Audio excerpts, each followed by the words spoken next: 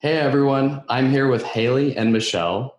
Hayley has 12 years of experience as a dietitian and 10 years experience as a therapist. She's a dually licensed dietitian and psychotherapist with 8 years of experience working with clients with eating disorders. She is the owner of Hayley Miller Nutrition, and we're also here with Michelle, who is a master's level registered dietitian, and she works with clients from a health at every size and intuitive eating lens.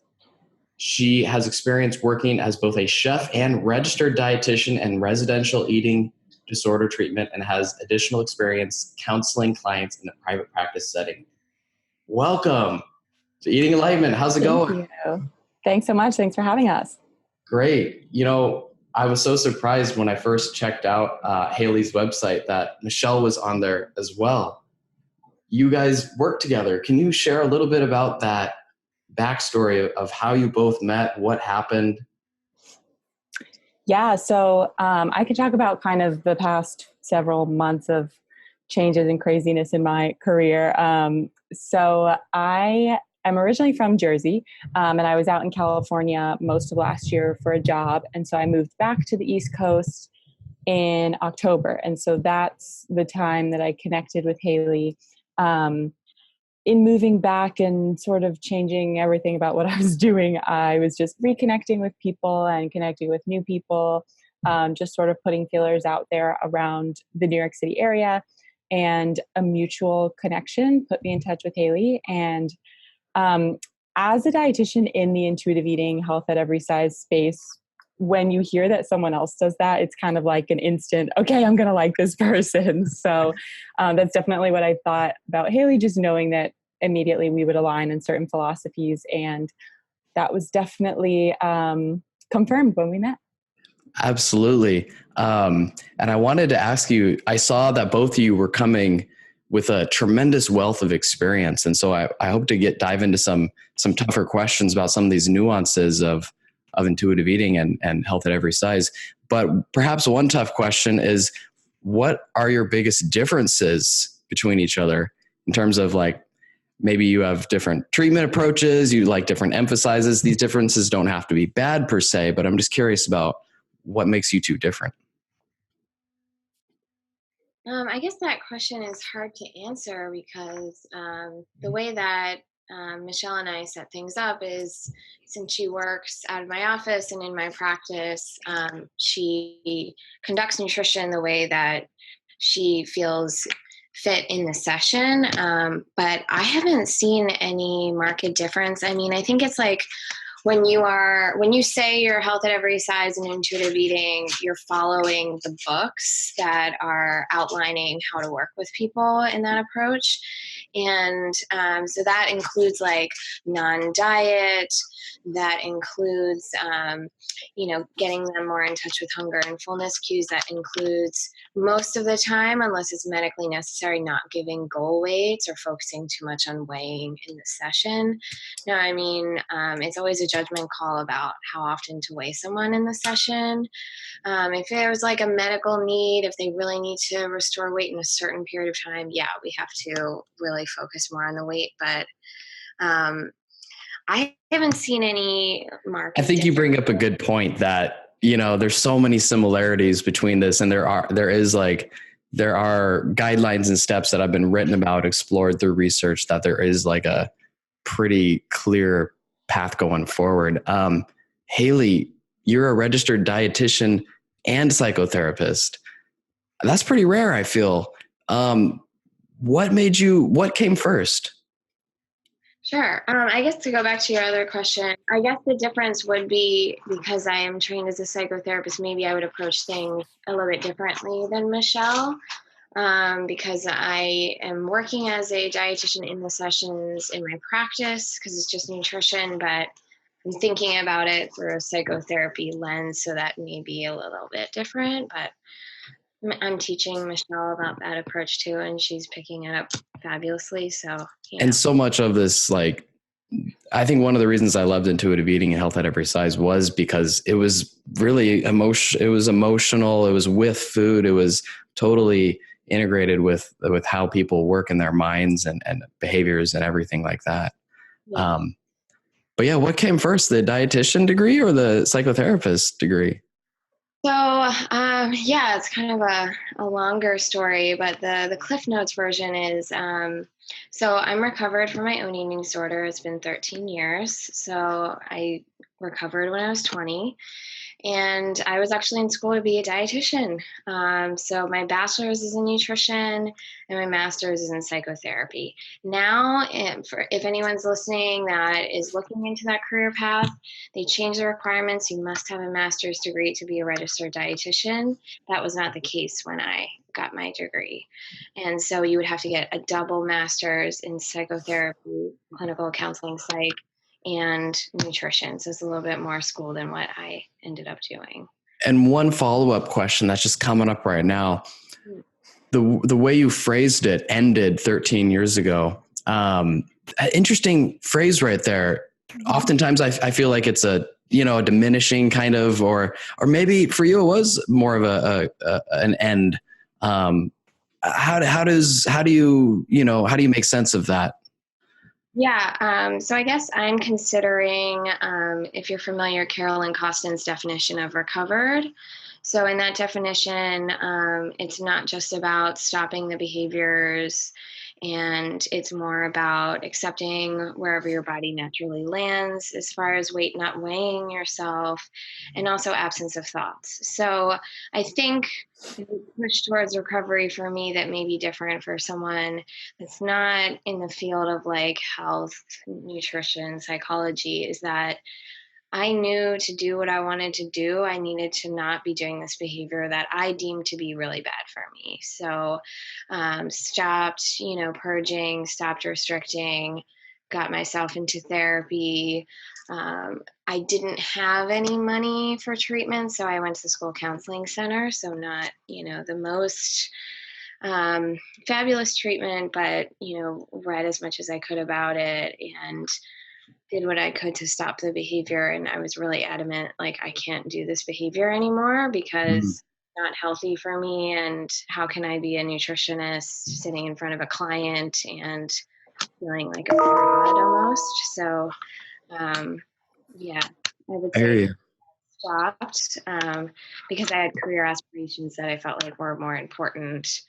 And it just didn't feel authentic to me at the time. Yeah, I feel like that story right there kind of resonates with a lot of people probably. I mean, whether maybe they're not studying to be a dietitian, but it's getting in the way of something that's, not acceptable. It's not, it's not what they want. And that is not their authentic self as well. Switching over to Michelle just real quick. I went over to the website, Hayley's website, and I saw you were on there and I Googled you and then I found your website and there seemed to be an interesting story on your website about a summer internship in politics, which motivated you to turn your career towards food. Like you're going to be in political, science or something. And then, nope. What happened there? Yes, it is an interesting story. It was a very roundabout path. So yeah, I double majored in government and Hispanic studies during college. And I thought I wanted to work at the UN or end up in the White House or have some sort of like policy career. And I had a couple of internships throughout the summers while I was in college. And really the last one after I graduated, I just realized this is not for me. And I was working in DC on a campaign, and I know exactly the moment that I made that decision. I was writing a letter to a constituent that was quote unquote from this politician. And I'm sitting there, the intern, writing from this person. And I just thought, this feels so gross and wrong and not okay. And it just seemed like a world that I wasn't really a fan of. And of course, if you're in politics, like, you're not a bad person. I'm sure it's not all that way. Hopefully there are good people out there, but it wasn't something that I was as passionate about as I thought I was. So I moved home to Jersey and I just thought, okay, well, if I'm not going to use my major, what am I going to do? And I just thought about, well, what do I like? And let me pursue something that I enjoy. So I was really into food blogs and cooking and baking and reading recipes. And so I thought that I would take the route into food media. And I actually had an internship at Rachel Ray magazine. and I thought I wanted to do like some sort of media thing. And that was a really fun experience. So cool. I got to do a lot of fun stuff and I worked with really cool people. But at the time, there were kind of two reasons that I, rerouted from there. One was, at the time I was very much like, I want to learn about nutrition for health, and kind of still in that focus. I hadn't discovered intuitive eating yet at all. So I was thinking, well, I don't want to promote any food. I want to promote healthy food and like do it the right way or whatever, which is different from my philosophy now, but was something I was thinking. And I also felt like I wanted more personal connection with the people I was serving. So yes, maybe this magazine is really positively impacting all the people who receive it, but I'm not getting to see that. And I really like personal connection and being able to see and talk to and understand the people who I'm working with. And so I was just talking to people who already were dietitians and learning about what that field was. I had taken one nutrition class in college, senior spring. I heard it was an easy A. I needed an elective. And so I took it. So I knew that the dietitian career path was out there. And once I dug more into it, I decided that's what I wanted to pursue. So went back to school, took all the science that I had avoided in college. Yeah. I hear you too. I graduated with an economics degree and I'm not using it at all. And there is that moment of like, not going to do that. Just wasted or whatever. I don't like to tell people what I study because they assume that I'm very up to date on politics, and I am so not. Spanish I still have a little bit. I try and use my Spanish, so that I'll talk about. But don't ask me about the government, please. Yeah, for sure. Okay, so let's dive into like HAES, intuitive eating, before we get into the whole thing, just in case there's new listeners, and because I honestly just like hearing people's different perspectives. But what is health at every size, HAES? What is intuitive eating? In a quick nutshell, how would one of you describe it? Hayley, you first. Sure. So health at every size is just fully avoiding any of the stereotypical, like you have to lose weight to be healthy. It's more about helping the person understand where their body naturally lands when they're feeding themselves. And so something we talk about in session is, what are your nutrition needs? Getting more in touch with hunger, fullness cues, and where does your body land because of that. So that's a little bit of the intuitive eating part of getting up to date with your hunger cues. And part of that is following a meal plan that's very, eating every few hours so that you can start to get the hunger cues back. And then not using BMI, not using ideal body weight, none of those things that don't include any individual differences when it comes to weight and size. Yeah. And the follow-up question I know later on I had kind of planned out was about that meal plan thing, meaning the word intuitive eating kind of sounds, intuitive and non-structured. And yet it's, from what you're saying and what I'm hearing, is that having, especially in the beginning, set meal times or maybe flexible meal times, but a rhythm going on. How that sounds the opposite of intuitive. Would you agree or disagree? How do you think that leads to more intuition?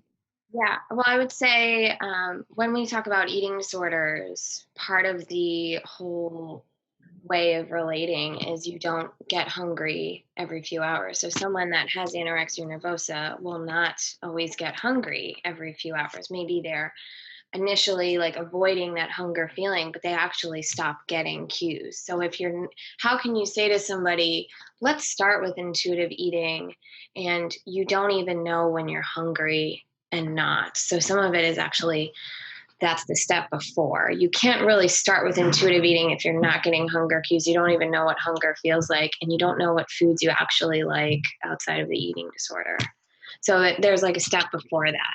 But if you have that in place, then, intuitive eating can happen because we're tuning back into the cues instead of avoiding the cues. And if someone listening were to say, wow, what stage am I at? Am I ready to kind of do the hunger cues thing, or do I not feel hunger? Is it as simple as just asking yourself oh, do I feel hungry?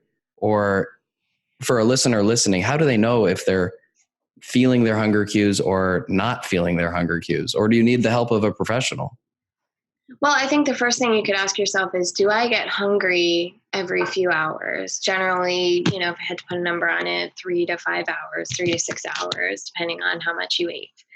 Humans should eat at least 3 balanced meals a day, and then snacks in between when you get hungry. So if you're not getting hungry 3 times a day, every day, or you're not feeling a little bit empty or low energy, and you're like, are you getting a headache? And you're like, oh yeah, I must be hungry. Like, you don't have any cues all day, all the time.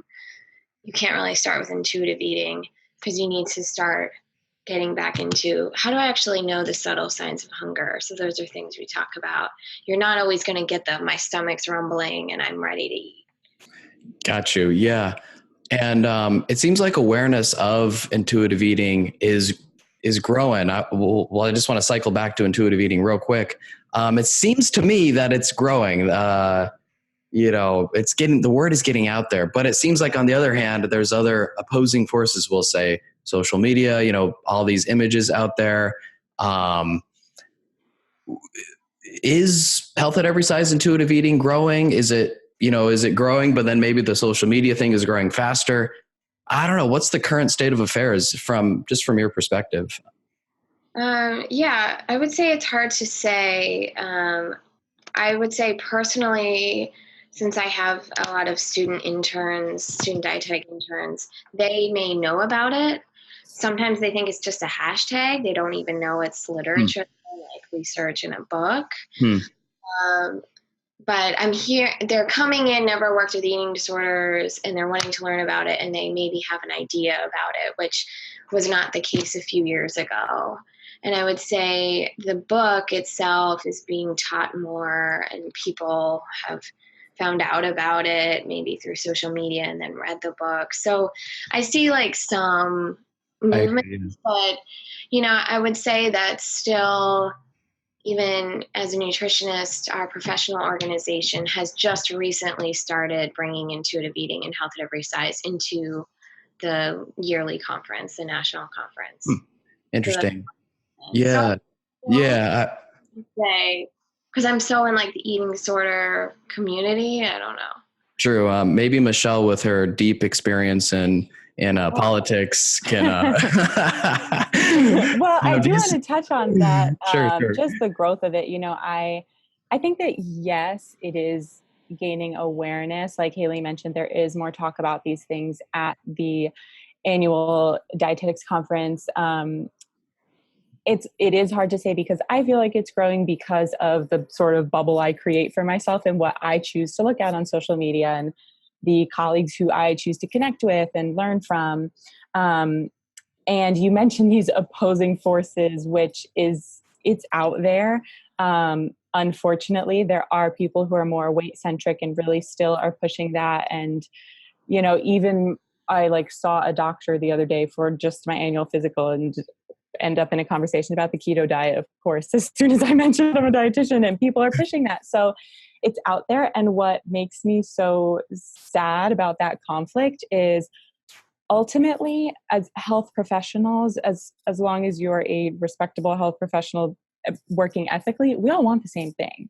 We all want our clients to be healthy. And if you are using, sound knowledge and evidence, you want to do that through behavior change. And so that's what we're doing with intuitive eating and health at every size. We're working on behavior change, whether that's for an average person moving towards intuitive eating or someone in an eating disorder working towards recovery.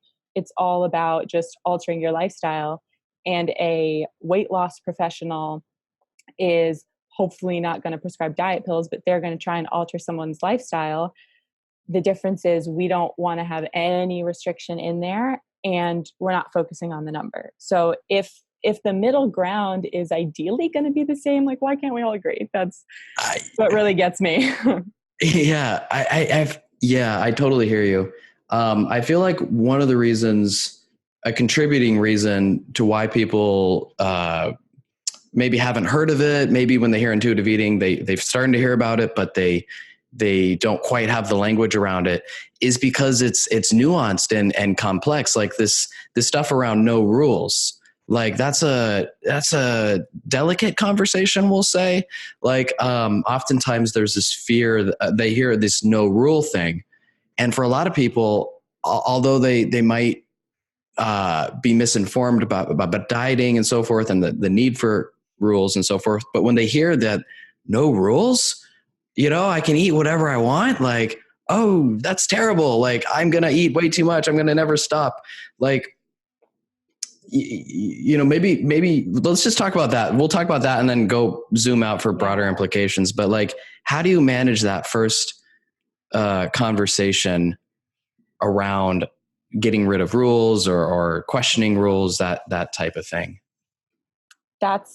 It's really hard, and people do have the exact reaction that you described. I think that people in general are so afraid of the short term that they have a hard time conceptualizing the long term, because when you're used to a life of dieting and following these external rules or regulations or whatever you hear, then when you eliminate that, it might feel kind of crazy and out of control for a little bit.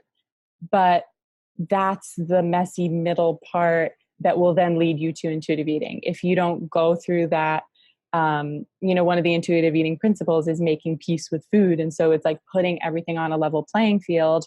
And what I like to talk about a lot with clients is once everything is accessible at the same level, then those foods lose their emotional power over you. So at the very beginning, they still have that power, and it will feel hard and complicated and kind of crazy. And that's why hopefully you have a registered dietitian to work with, professional guidance, even just reading the book, if that's the only thing that you can access. And then it's about trust in the process and just knowing that this end goal is possible. You're having professionals and research and literature point to this as a sustainable way of life.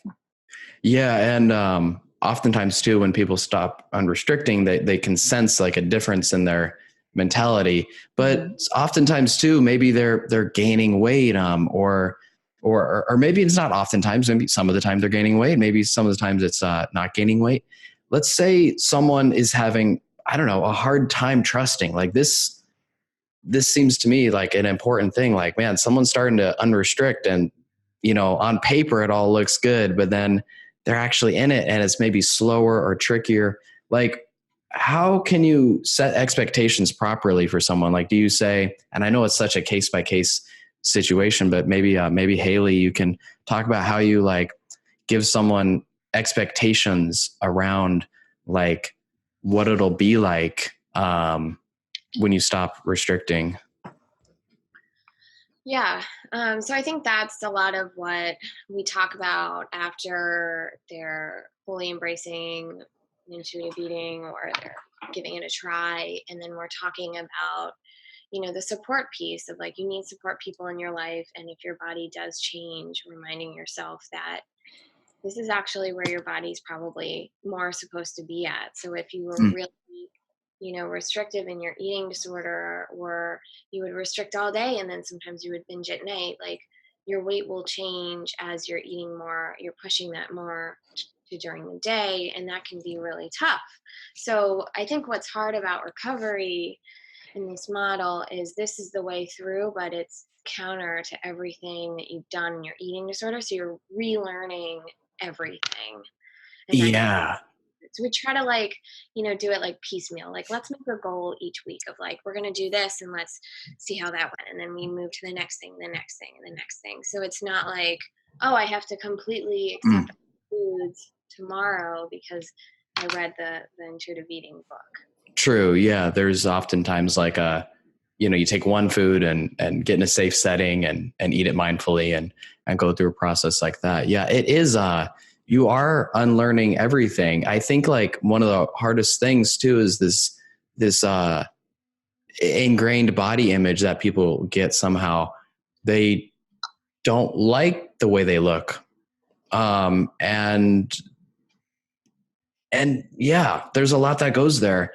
And then there's, the conversation around, well, if I don't restrict and I eat maybe some foods that I've been forbidding, is that going to make me look worse? I think that's a conversation that people are having in the back of their mind. Like, so I loved what you said about, that conversation around where you naturally land.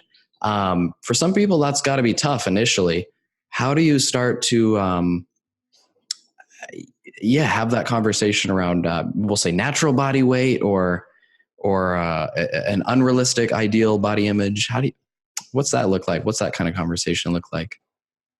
Well, when we do the intake, we ask your lowest weight and highest weight and how did you achieve them, because that can be eating disorder related or not. And then is there a weight that you think, from what you know, you may not know, people may not know, they develop their eating disorder at 12, they have no idea what their adult body weight is going to be. So it's a little bit of trust, but isn't it better than having all these rules about your body and what you can do and not do, and just giving something new a try, because you've already done the super restrictive thing. And then also, like, remembering if you gain weight because you're maybe still using behaviors, that's what we're working on. So we're working on not coping with food. Yeah. So you can still eat something because you enjoy it and not be really hungry for it, but it's not like you're full on binging because you're avoiding a feeling, or you're restricting because you're avoiding a feeling. Like, we're not doing any more avoidance by bringing food for that. Mm-hmm. Mm-hmm. And so if you have that relationship with food, then you'll have potentially more of a stable weight, barring any, thyroid issues, any medical issues that could affect weight. So that's a different thing. So if someone has like a thyroid issue and worked on their recovery, but they're gaining weight from it, that's really hard. But remembering that that's the medical issue and that's not about what you ate or didn't eat. That's a different thing. There's so many things that go into weight that it's like, you got to remember it. It's not just what you eat and don't eat. True. Yeah. And I think you bring up a good point that oftentimes, like, reminding people of like this cycle, like choosing, like this is helping them see like this is what happens, like dieting and restricting and craziness. This is like, cause and effect. And like, like to get out of that, there's it's a different way. And I feel like it involves questioning, like, does a body image, do I need to look perfect to live my best self, my best life, and so forth? Michelle, what do you think about, like, is this word like loving your body, or, do people need to love their body, or do they need to like let go of a bad body image? How do you, what's like some proper expectations around body image? There is so many complexities about body image, and we are just so ingrained to kind of think that how you look is everything. And in terms of what you were, talking about before with like setting expectations with body image and intuitive eating, and that might change. I think it's really important to remind people, well, at what cost were you achieving the ideal quote unquote body? Because people tend to have selective memory about their body at different points throughout their life. And they remember, oh, I love the way I looked. But do they remember the torturous diet cycle that they were in at that time? And I don't really counsel people on how to love their body. I always tell my clients, my goal is just to tolerate your body. And really my goal is for you to not think about your body, because that's going to, open up your mind to so many other things. You'll have so much more brain space for things that are more important. And so I think that goes along with the expectations and the fear about, will I gain weight, or will my body change if I abandon my rules and I follow intuitive eating? And maybe it will, maybe it won't. Chances are when you feel better around food, you're going to care less about what your body looks like, and you'll just be able to focus on the more valuable things in your life, your relationships, your career, your charitable causes, whatever it is that is really important to you. Yeah. I agree. Like, tolerate. I think that's a great word. Today's tough. Today's tough. There's there was an article in the New York Times, Christy Harrison, I believe she was commenting on, I'm going to get it wrong, but Kirby or something. It was like a dieting app marketed for like under 10, Yes. Turbo or something, under 10 or something. I'm like, yes. I don't know, this young age, dieting at young ages. Yeah. I mean, I used to volunteer for an amazing organization, Girls on the Run, coaching girls about like all sorts of things, self-esteem lessons. And they eventually run a 5K. And I had a third grader tell me, well, I know that we run to lose weight. So it's just getting younger and younger. And it's something we are, intuitive eating, Hayley's dietitians, so many other health professionals as well are really working to change. So hopefully it's going there. I think it is kind of zooming back out, like, because we've just explored kind of the tip of the iceberg on how some of these conversations, maybe they're not like straightforward, like, and listen to your internal hunger cues, but not if you can't feel them, things like that. Like, don't, and so is dieting like always going to be more mainstream because it's easier to understand? I guess because of human nature of wanting the quick fix, because it's the quick fix that doesn't actually fix anything. Yeah, that's kind of what I'm going for. Like, it's just, I don't know. I feel like it might always be there. Like maybe the other voice of intuitive eating kind of rises up culturally, but I mean, it's a quick fix. It's easy to understand. You see results pretty quick. It's hard to like get past that. Yeah. And the thing that I like to remind people is it's also an industry and it's a big money maker. And because it doesn't work, they can resell you the same things and it makes money. So, when people ask me, well, why do I always hear that I should do X diet? I tell them because that's their business, because they have the money to tell you so, So unfortunately it very likely will be around. And there are always these new things that seem like that quick fix that Hayley's talking about. And an important reminder and reality check is actually another dietitian colleague said this to me once, and I loved her words. If it sounds too good to be true, it probably is. And if the diet sounds too easy, it probably is. Yeah.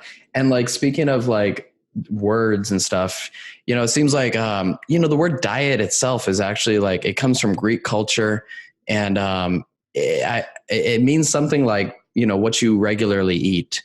And I feel like it's a more of a beautiful word originally used, but there's this mentality that kind of takes these words and then maybe spins it a little bit, like dieting to lose weight. And then lifestyle became a thing. And nowadays I'm hearing that wellness is kind of one of the new words, wellness. It kind of takes over like an innocent sounding word and promotes a diet thing.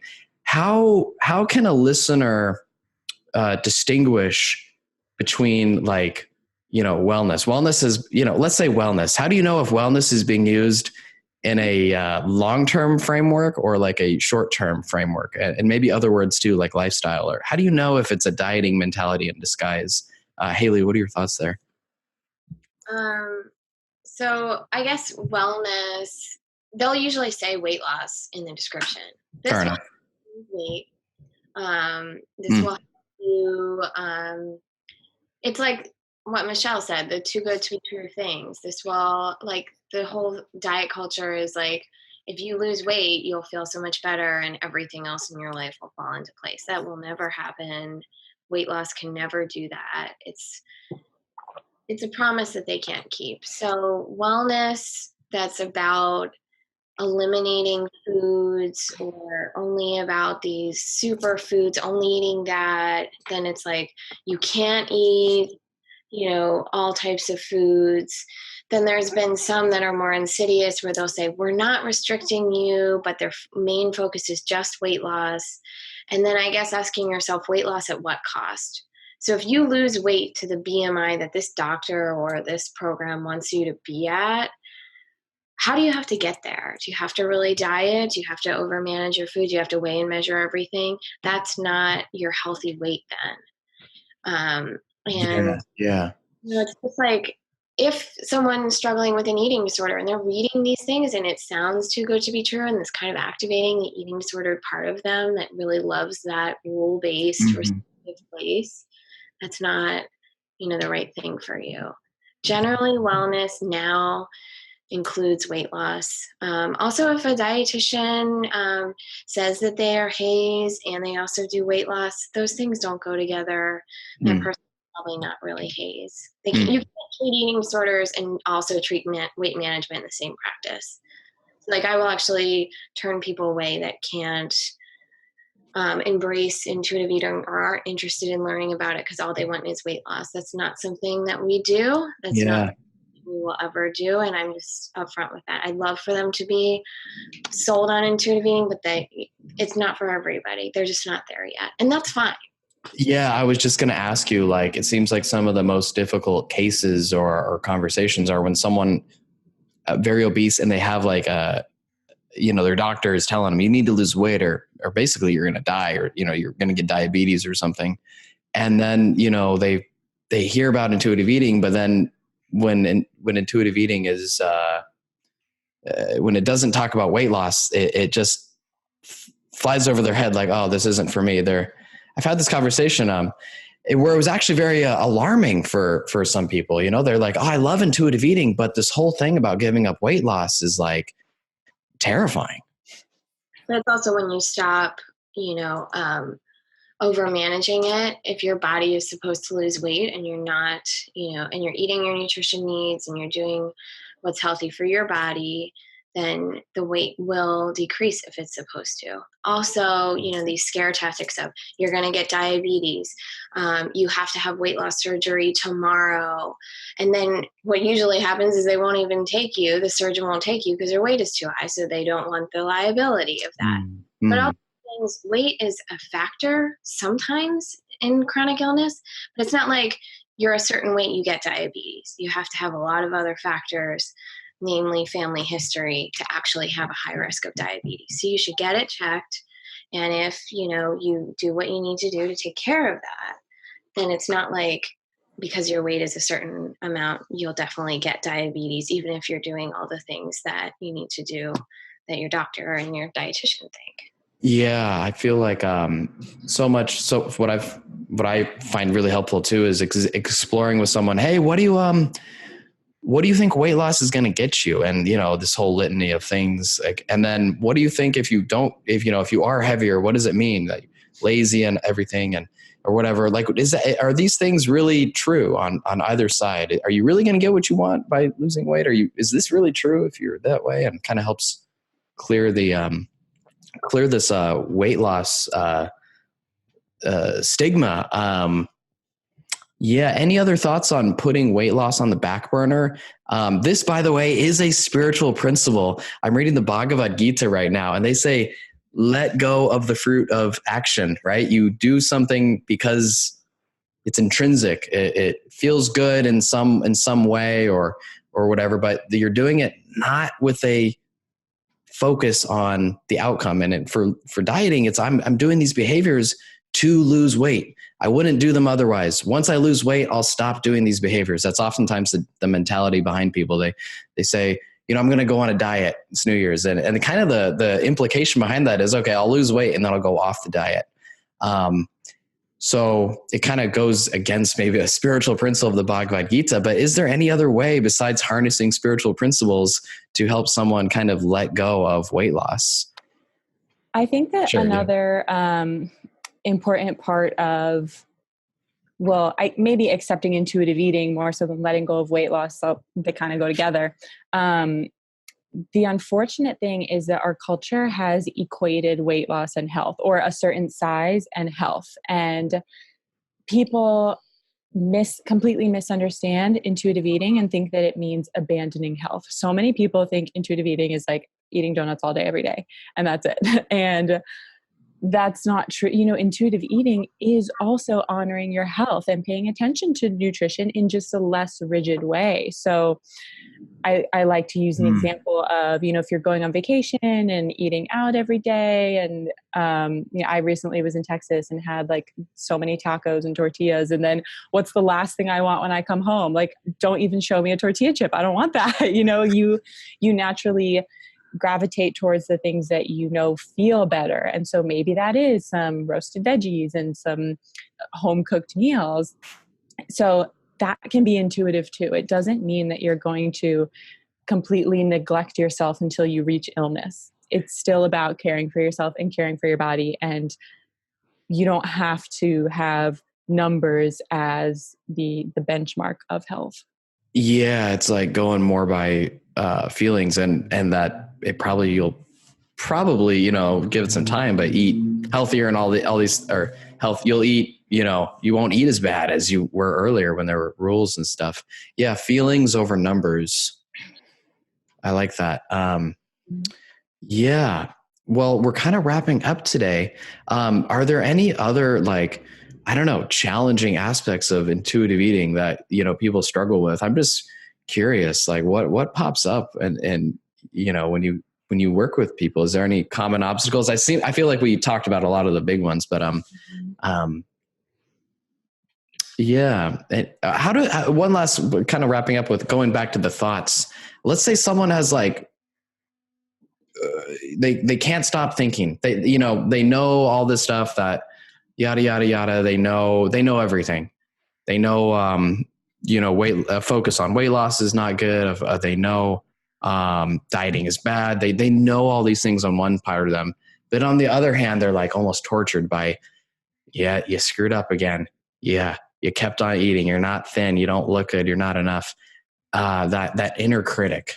And sometimes the inner critic, it can sound so helpful. Oh yeah, I do need to lose weight. Oh yeah, I do need to do something or whatever. How do you separate that inner voice? I feel like quieting the inner voice is too extreme, right? Like you're never going to shut that voice up, although you might try really hard. Hayley, what are both of your thoughts on dealing with thoughts? Is it possible to get rid of negative thoughts? How do you begin to maybe balance it out? Yeah. So I would say some of that's where we would also partner with the therapist on the team.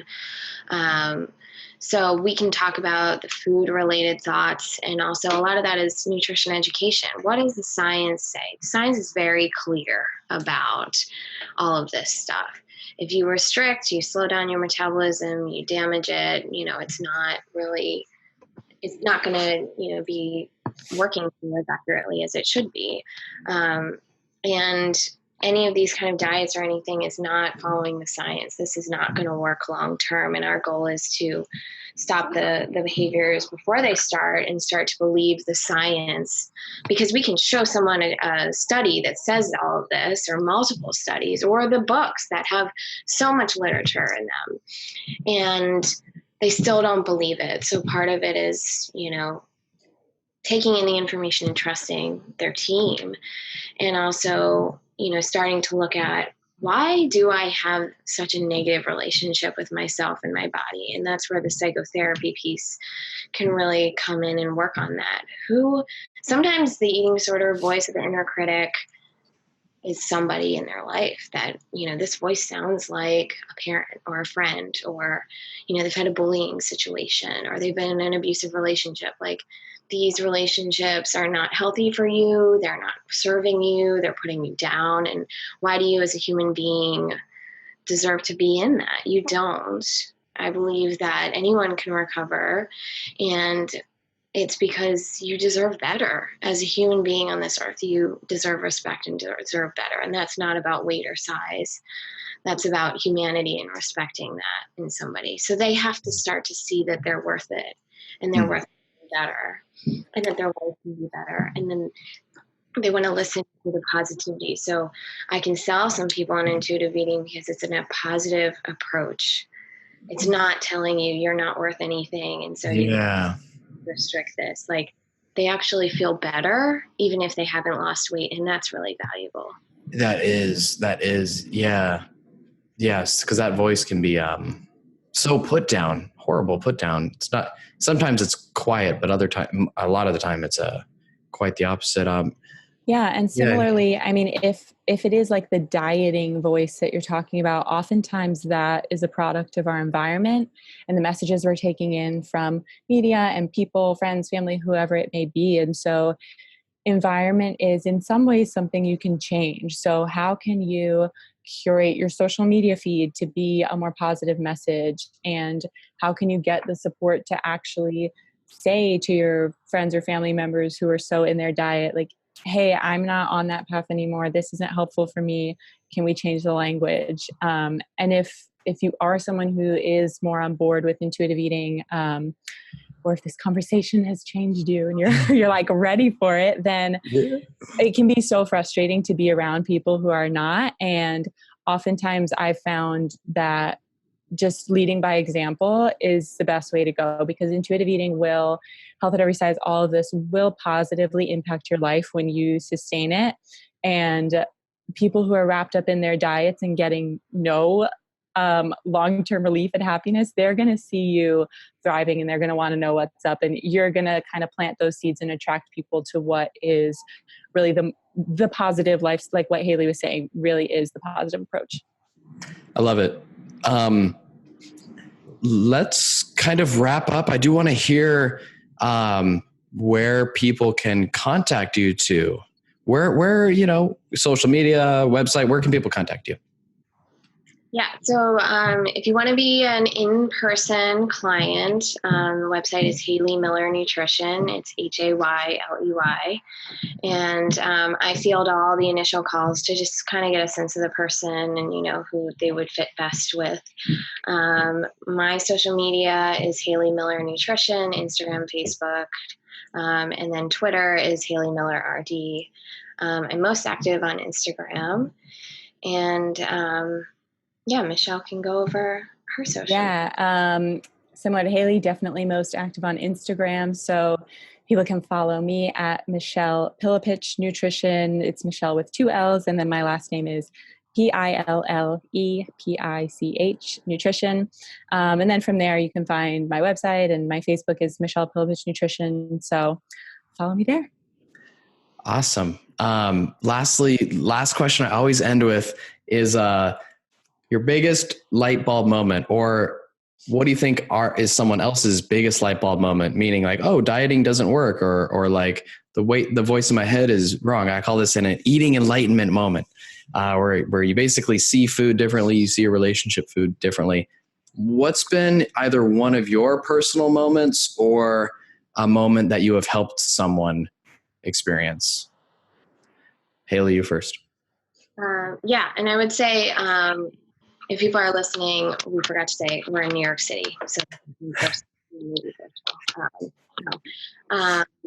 eating enlightenment moment personally was learning about intuitive eating. It was something that was so valuable to me, and also reading Anita Johnston's book, Eating in the Light of the Moon. Fabulous read, would recommend it.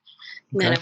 They're great. And then with a client, I would say, when they reach out to you a few years later, I'm so glad I found you. This was so helpful. They could process their issues with food, and, they're thriving and eating disorder free. So, learning intuitive eating and health at every size really helped them. And, that's why we do what we do. Love it. Yeah, I would say personally, so I don't have a history of an eating disorder or disordered eating, but there was a period in my life where I thought I was intolerant to every food on the planet, just physically thought I had all these food issues. And I was telling someone about this the other day and how I always felt best on vacation. And I was like, but I'm eating anything. And just having that realization that, actually stressing less about both food and life just feels physically so much better. And I always am telling my clients, the anxiety about food or your life or whatever can be affecting how you feel also. So just letting go of that is really key. And I also have to say, big shout out to my sister, because she has gotten way on board with intuitive eating. Yeah. To like bring it in the family is a huge win. That's awesome. I love it. And thank you two so much for coming on. It's been delightful talking with both of you.